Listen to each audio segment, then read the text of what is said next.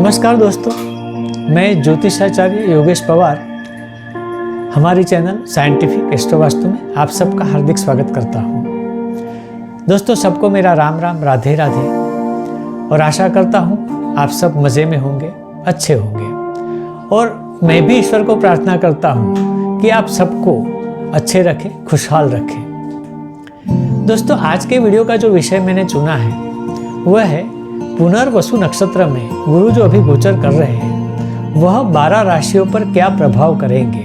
तो उनमें से 6 राशियां ऐसी है जिसको सबसे अधिक फायदा होने वाला है। मैं तो यहाँ तक कहूँगा कि ये लोग आसमान छू सकते हैं। बाकी की राशियों को भी फायदा तो है ही, लेकिन 6 राशि को स्पेशल फायदा होगा, यह मैं आगे बताऊँगा। और उसके बाद मैं उपाय भी बताऊंगा।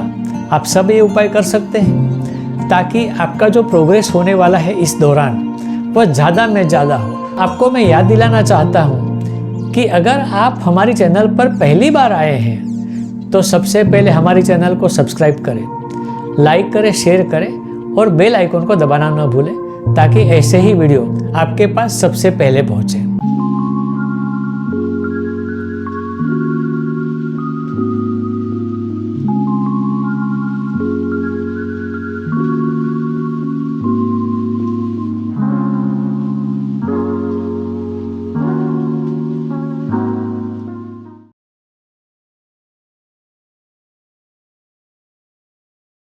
तो दोस्तों, वीडियो शुरू करने से पहले कुछ पुनर्वसु नक्षत्र के बारे में भी जानना जरूरी है। सबसे पहले तो ये जान ले, गुरु जो गोचर कर रहे पुनर्वसु नक्षत्र में वह है 13 अगस्त 2025 और वे 18 जून 2026 तक इसी नक्षत्र में गोचर करेंगे। और ये समय 10 महीने का है। इतना ज़्यादा टाइम गुरु एक नक्षत्र में नहीं रुकते हैं, लेकिन इस बार बीच में गुरु वक्री भी होते हैं तो समय बहुत ज़्यादा लेंगे और ये गोल्डन चांस भी लंबे समय तक चलेगा, तो इसका लाभ आपको अवश्य लेना है।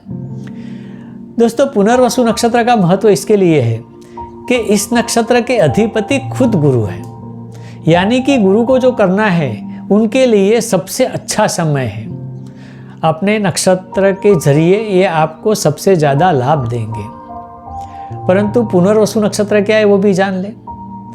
पुनर्वसु नक्षत्र में पुनः पुनः ये शब्द आता है, यानी कि फिर से में 2 चीज़ होती है। अगर आप शुरुआत कर रहे हैं किसी चीज़ की या नई शुरुआत कर रहे हैं फिर से, तो यह शुरुआत आपको आसमान तक ले जाएगी। आप इतनी तरक्की कर सकोगे। और अगर आपने अभी तक कुछ नहीं किया है तो ज़रूरी है कि इस समय पे आप शुरुआत कर दो, आपको जो चाहिए वो मिल जाएगा। दूसरी भी एक बात है कि इस नक्षत्र के जो देव है वो है अदिति देवी, यानी कि देवों की माता। अब माता है तो कल्याण तो करेगी ही अपने संतानों का, तो आप सब संतानों का माता कल्याण जरूर करेंगी। एक और विशेषता आपको बताना चाहता हूँ कि ये जो सारा समय है उसमें गुरु अतिचारी गति में रहने वाले हैं। पहले जो मैंने वीडियो रखे थे उसमें मैंने बताया था कि अतिचारी गुरु जब फल देते तो बहुत ज़्यादा देते हैं, पर हाँ, उसमें पॉजिटिव भी होता है, नेगेटिव भी होता है, कुछ आपकी कुंडली पर भी आधारित होता है। परंतु यहाँ तो हम सामान्य सिद्धांतों से सब राशियों पर क्या प्रभाव होगा वह बताएंगे। तो दोस्तों, सबसे पहले मैं शुरू करूँगा उन 2 राशियों से जिन पर गुरु का प्रभाव सामान्य होगा, यानी कि पॉजिटिव भी होगा और नेगेटिव भी होगा। तो इसमें सबसे पहले जो राशि आती है वह है मेष राशि। दोस्तों, मेष राशि में गुरु तीसरे स्थान से गोचर करेगा, यानी कि तीसरा स्थान जो है उस विषय में गुरु का प्रभाव सबसे ज़्यादा होगा। तीसरा स्थान दोस्तों किसका है? एक है संघर्ष और पराक्रम। संघर्ष और पराक्रम यानी आपको जो कुछ करना है उसमें जी जान से मेहनत करो, अपनी सारी एनर्जी झोंक दो, और ये पराक्रम अगर करोगे आप तो आप कहीं के कहीं पहुंच जाओगे। अब जो दूसरी राशि आती है वो है वृषभ राशि। और वृषभ राशि में गुरु दूसरे स्थान से गोचर करेंगे। अब दूसरा स्थान जो है वो है संपत्ति का स्थान। तो यहाँ संपत्ति के बारे में जो भी आपके प्रश्न हैं वह सोल्व हो जाएंगे, यानी दोनों तरीके से सोल्व हो जाएंगे। अगर आप कुछ संपत्ति बनाना चाहते हैं, नई खरीदना चाहते हैं या कुछ इन्वेस्टमेंट करना चाहते हैं तो वो सारी चीज़ें होंगी। परंतु अगर आप पुरानी संपत्ति बेचकर कुछ नया करना चाहते हैं, उसमें बढ़ावा करना चाहते हैं, तो ये भी आपके साथ हो जाएगा।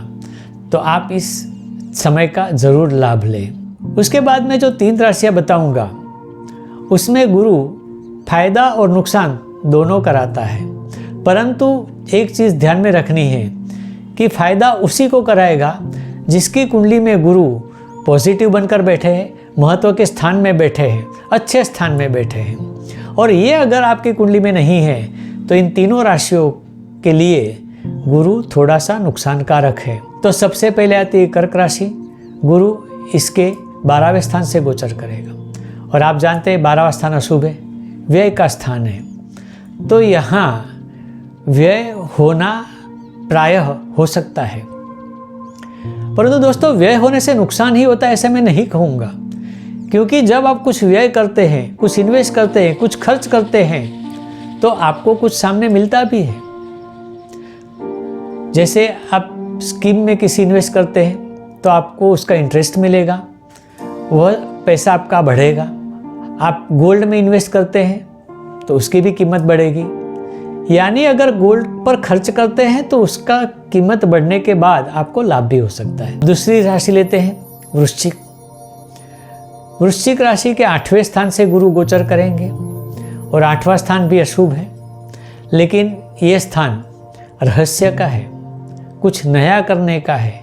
तो जब आप एक चीज़ कर रहे हैं उसमें आपका ब्रेन लगाइए, सोचिए क्या आप नया कर सकते हैं, क्या हटके कर सकते हैं, क्या अलग कर सकते हैं। अगर ये सोच आपकी सही जाएगी तो यहाँ गुरु का फायदा हो सकता है। परंतु अगर आपने इस पे ध्यान नहीं दिया, जो चलता है वो चलने देते हैं, तो फिर फायदा इतना नहीं होगा। और दूसरी चीज़ है कि रहस्य की बात है, तो आप कुछ भी करने से पहले ज़रूर सोचिए उसका आगे का भाग, पीछे का भाग, इसमें कोई और मुसीबत तो नहीं है। यानी सारा सोच विचार करने के बाद ही वह कार्य कीजिए, वरना यहाँ भी नुकसान हो सकता है। अब जो तीसरी राशि है वह मकर राशि है और मकर राशि के 6ठे स्थान से गुरु गोचर कर रहे हैं। अब 6ठा स्थान जो है वह है रोग का, शत्रु का, और तीसरा जो सब्जेक्ट है वह है आपका रूटीन लाइफ। अब यहाँ आपको ध्यान रखना है कि आपके जो शत्रु है वह कहीं आपको नुकसान न करे, आपके कार्य न बिगाड़े।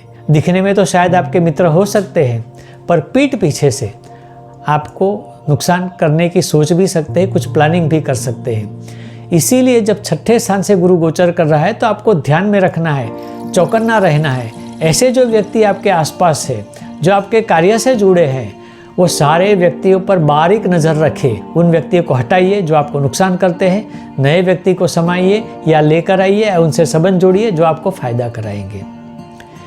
एक रोग का स्थान भी है, तो कहीं ना कहीं आपकी तबीयत अगर पहले से ही नाजुक है, कुछ स्वास्थ्य के प्रॉब्लम है, तो ये स्वास्थ्य के प्रॉब्लम दोस्तों बढ़ भी सकते हैं।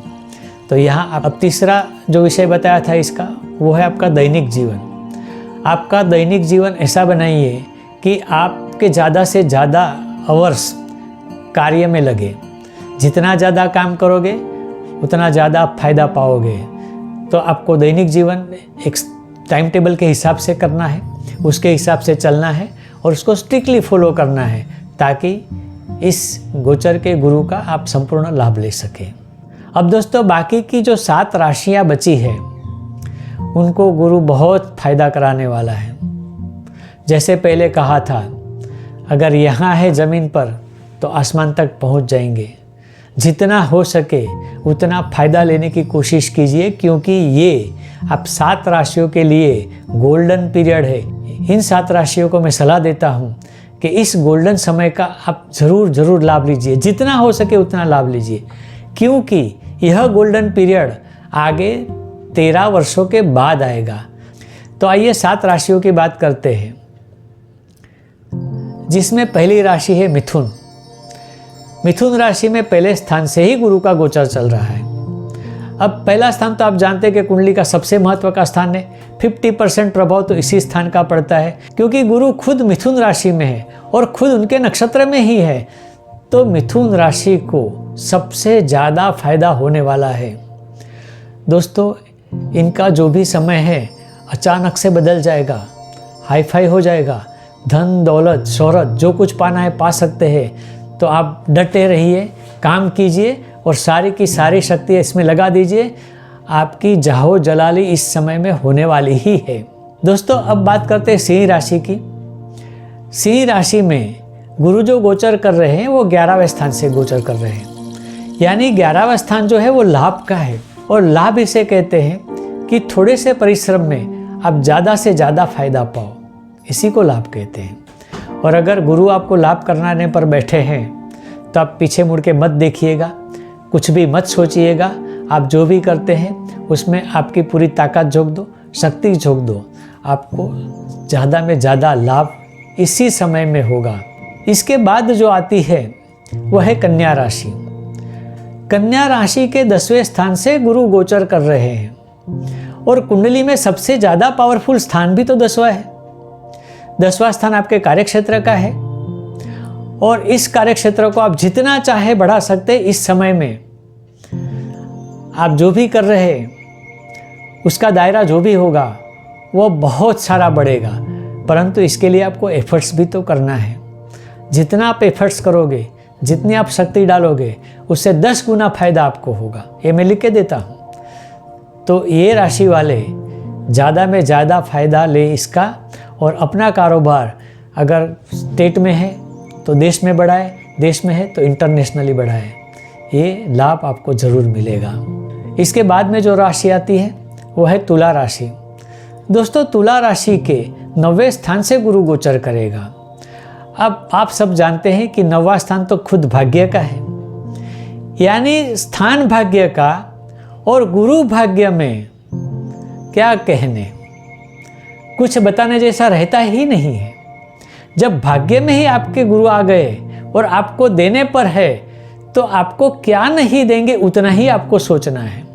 जितना आप समेट सको आप समेट लो, परंतु हाँ, जैसे पहले भी कहा है, आपको बैठे नहीं रहना है, आपको कार्य करना है। आपकी सारी शक्ति आपके कार्य में लगा दे, तो हो सकता है कि भाग्य आपके साथ में है, तो बिना मेहनत के या बहुत कम मेहनत से आपको बहुत सारा लाभ मिले। तो यहाँ भी गुरु आपको आसमान तक पहुँचा सकता है। उसके बाद में जो राशि आती है वह है धनु राशि, और धनु राशि के 7वें स्थान से गुरु गोचर करेंगे। दोस्तों, 7वां स्थान आपके वैवाहिक जीवन का भी है, आपके कारोबार का भी है, प्रदेश गमन का भी है, और ये सारी चीज़ें जो है उसमें आपको सबसे ज़्यादा लाभ होगा। इस समय में आपका लग्न जीवन है तो जो प्रॉब्लम थे वो सारे निकल जाएंगे। आगे आपका लग्न जीवन बहुत अच्छा होगा, सुंदर होगा। आपका व्यवसाय है वो भी बढ़ेगा, तरक्की होगी आपकी, और तरक्की होगी तो पैसा भी आएगा। और तीसरी जो बात बताई थी, अगर आपको फॉरेन जाना है, प्रदेश जाना है, वहाँ से कुछ कमाना है, वहाँ से कमा के रहना है, तो ये समय आपके लिए सबसे अच्छा है। यह समय अब वापस नहीं आने वाला है, ये ध्यान में रख के फॉरेन जाइए और पैसा कमाइए, और पैसा कमाकर आप पिए। दोस्तों, अब जो राशि आने वाली है वो है कुंभ राशि। कुंभ राशि के 5वें स्थान से गुरु गोचर कर रहे हैं। दोस्तों, 5वां स्थान त्रिकोण का स्थान है, प्राप्ति का स्थान है। इसमें प्रणय भी आता है, विद्याभ्यास भी आता है, संतान भी आती है। यानी ये जो सारे विषय बताए हैं वह सारे विषय में गुरु आपको सबसे ज़्यादा लाभ करेगा। अगर आप किसी संबंध में है, रिलेशनशिप में है, तो रिलेशनशिप पॉजिटिव हो जाएगी, शादी के लिए भी पॉजिटिव हो जाएगी। अगर कॉम्पिटिटिव एग्ज़ाम इस दरमियान में आती है तो आप ज़रूर दीजिए, आपको सबसे ज़्यादा लाभ होगा। आप इसमें अवश्य पास होंगे और चुने जाएंगे। तीसरा मैंने संतान के लिए बताया था, तो आपके संतान के लिए भी ये समय सबसे ज़्यादा अच्छा होगा। आपके संतान के कोई भी प्रश्न होंगे वो सारे सुलझ जाएंगे। आप संतान के लिए जो करना चाहते हैं वह आप कर सकेंगे। उनको अगर बाहर भेजना है तो वो भी आप कर सकेंगे, यानी संतान के लिए, आपके रिलेशन के लिए, अगर शादी के लिए। और हाँ, अगर शादी नहीं होती है तो ये 10 महीने में आपकी शादी भी हो जाएगी, ये भी ध्यान में रखिए। तो यह समय इन सारी बातों के लिए बहुत ही अच्छा है। अब दोस्तों जो राशि आएगी वह है मीन राशि, और इसमें गुरु चौथे स्थान से गोचर कर रहे हैं। चौथा स्थान केंद्र का एक स्थान है और सुख का स्थान है, यानी गुरु आपको सबसे ज़्यादा सुखी रखने की कोशिश इस समय करेंगे। सुखी कब होंगे आप? आपके पास धन दौलत होगी, गाड़ी बंगला होगा, आपको जो चाहिए वो मिलेगा। तो ये सारी चीज़ें आपको इस समय में ज़रूर मिलेगी।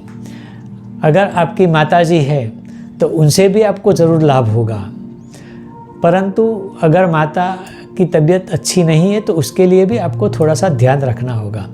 लेकिन चौथा स्थान जो सुख का है ऑन एन एवरेज, तो गुरु इस समय दरमियान आपको सुखी करने के सारे तरीके आपके सामने रख देगा। सवाल यह है आपको तरीका चुनना है और उस पर कार्य करना है। तो अब मैं आपको कुछ उपाय बताता हूँ, वह उपाय कीजिए, आप इस समय का संपूर्ण 100% लाभ उठा सकेंगे। तो दोस्तों सबसे पहले आपको गुरु का मंत्र जाप करना है। मंत्र है ओम ब्रूम बृहस्पतये नमः। सुबह में उठ के स्नान आदि करके आप ईशान कोण की तरफ मुंह करके बैठ जाइए और यह मंत्र पढ़िए, बोलिए। मैं संख्या नहीं दे रहा हूँ, जितना आप बोलोगे उतना आपको फायदा ही होगा। और आसान तरीका है, आपके गुरुजन हैं, आपके माता पिता हैं, उनका आशीर्वाद आप लीजिए। कुछ काम करने के लिए जब बाहर जाएंगे तो उनका आशीर्वाद लेकर ही बाहर जाएंगे, आपका काम 100% सक्सेस होगा। और भी एक अच्छा उपाय है, आप गुरु के वस्तुओं का दान कीजिए। अगर आपके पास बहुत पैसा है तो सोना भी दान कर सकते हैं, क्योंकि गुरु का ही सोना भी है। आप पीले वस्त्र दान कर सकते हैं, आप हल्दी दान कर सकते हैं, आप उड़द की दाल दान कर सकते हैं। यानी ऐसी जितनी सारी चीज़ें जो गुरु के कारकत्व में आती है वह सारी चीज़ों का आप दान कीजिए। अगर आपके घर के आसपास वट वृक्ष है तो रोज़ सुबह में आप वट वृक्ष को प्रदक्षिणा करते करते पानी अर्पण करें। परंतु ध्यान रहे, प्रदक्षिणा आप तभी शुरू करेंगे जब आपका मुंह ईशान कोण की तरफ हो, और क्लॉकवाइज प्रदक्षिणा करनी है। प्रदक्षिणा चाहे आप 1 करो, 3 करो, 5 करो, 7 करो, जैसी आपकी मर्जी, पर इससे आपको बहुत ज़्यादा फायदा होगा। एक और आसान उपाय बताता हूँ। बांस का छोटा सा प्लांट आप घर में रखें। चाइनीज़ वास्तु में भी इसका जिक्र होता है। ये बांस का प्लांट इसके लिए बता रहा हूँ कि पुनर्वसु नक्षत्र का जो वृक्ष है वह खुद बांस है। आप कहीं भी जाते हो, अच्छे काम के लिए जाते हो, तो पीले कपड़े में हल्दी की गांठ रखकर आपकी जेब में रखें। और सबसे बढ़िया उपाय, विष्णु सहस्त्र नाम का पाठ कीजिए। अगर ये नहीं कर सकते तो ओम नमो भगवते वासुदेवाय, यह मंत्र जाप आप करते रहिए। जब भी आपको टाइम मिले करते रहिए, यह आपको फ़ायदा कराएगा। तो दोस्तों मैंने उपाय भी कई सारे बताए, सबके सब ना करें, लेकिन कुछ जो हो सकते हैं, जो आपके लिए आसान है, वो ज़रूर करें। तो दोस्तों यहाँ मैं वीडियो का अंत करता हूँ, आगे आने वाले वीडियो का इंतज़ार करें। लेकिन याद दिलाना चाहता हूँ जाते जाते कि अगर आप हमारे चैनल पर पहली बार आए हैं और अभी तक सब्सक्राइब नहीं किया है तो सबसे पहले सब्सक्राइब करें, लाइक करें, ज़्यादा में ज़्यादा शेयर करें और बेल आइकन को दबाना ना भूलें। अगर आप हमसे कुछ कंसल्टेंसी या परामर्श करवाना चाहते हैं तो मेरे दिए गए नंबर पर आप मुझे व्हाट्सएप से या फ़ोन से कांटेक्ट कर सकते हैं। और अगर आपको कुछ कहना है वीडियो के बारे में या वीडियो के विषय के बारे में, या आपको ऐसे ही वीडियो चाहिए जो अभी तक आपने नहीं देखे, तो हमारे कमेंट सेक्शन में आप ज़रूर लिख कर भेजिए, हम उसका अमल ज़रूर करेंगे। तो दोस्तों आज के वीडियो में बस इतना ही। आगे आने वाले वीडियो का इंतज़ार करें। यहाँ मैं विदा लेता हूँ, तब तक के लिए नमस्कार।